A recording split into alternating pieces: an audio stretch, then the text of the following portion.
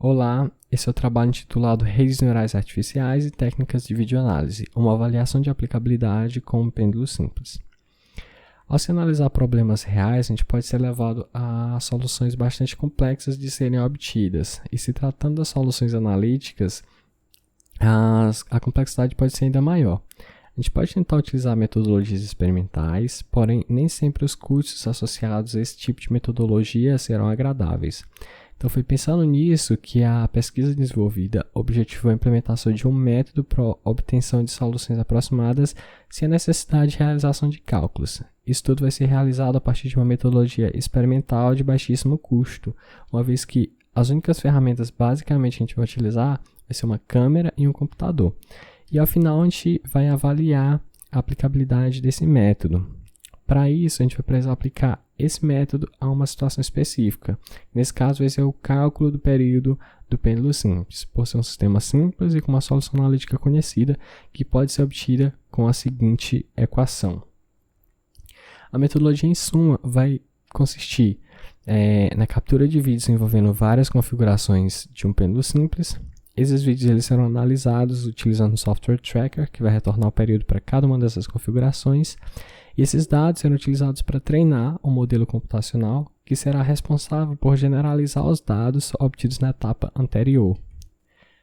2 LEDs foram utilizados, um na extremidade fixa do pêndulo e outro na extremidade móvel. Dessa forma, durante o processo de captura, somente 2 pontos podem ser visualizados em um ambiente escuro.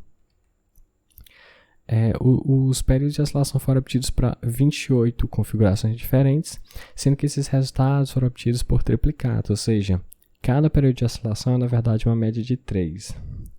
Lá no software tracker, o que a gente vai fazer é obter as posições do corpo de oscilação para cada instante de tempo. E uma ressalva aqui. Como a gente está interessado em obter o período de oscilação, a gente não precisa de todas essas posições. A gente só vai precisar das posições em que o corpo em oscilação volta para o seu estado inicial, ou seja, completando os períodos. A rede neural implementada foi tipo Multilayer Perceptron, ela foi implementada utilizando a linguagem Python. Os parâmetros de entrada dessa rede serão o comprimento do pêndulo e o ângulo de lançamento. E evidentemente a saída da rede vai ser o próprio período de oscilação do pêndulo simples.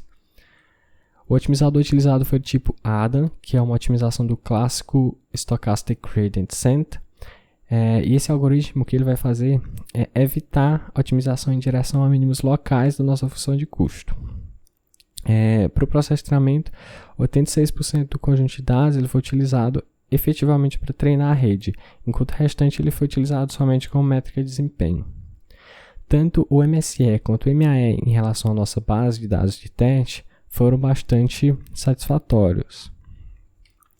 Para efeito de comparação, e o mesmo sistema de coordenadas foram plotados tanto as previsões obtidas com a RNA implementada, que estão em azul, quanto para a solução exata do período do pêndulo simples, que está em vermelho. E o que se pode observar é que as duas curvas elas se aproximam muito bem, com exceção das regiões nas extremidades, uma vez que nessas situações houve a ausência de dados de treinamento.